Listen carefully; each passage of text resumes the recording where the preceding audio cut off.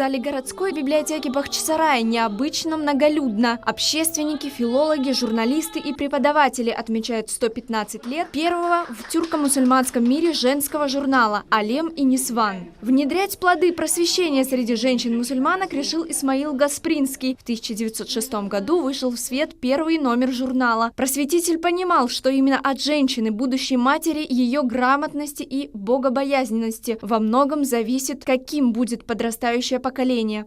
Главным редактором журнала стала его дочь Шафика Султан Гаспринская. Журнал, как и нужное, важное издание, как и «Тарджуман», сыграл огромную роль в жизни женщин тогда, потому что мы знаем, права их попирались. И сама Шафика Гаспринская всю жизнь, конечно, защищала права женщин. Последний номер «Алем и Нисван» был издан в 1911 году. Но дело Шафики Гаспринской уже 10 лет продолжает Линдара Халилова. Под ее руководством издается крымский женский журнал «Арзы». Редактором была Шафика Гаспринская.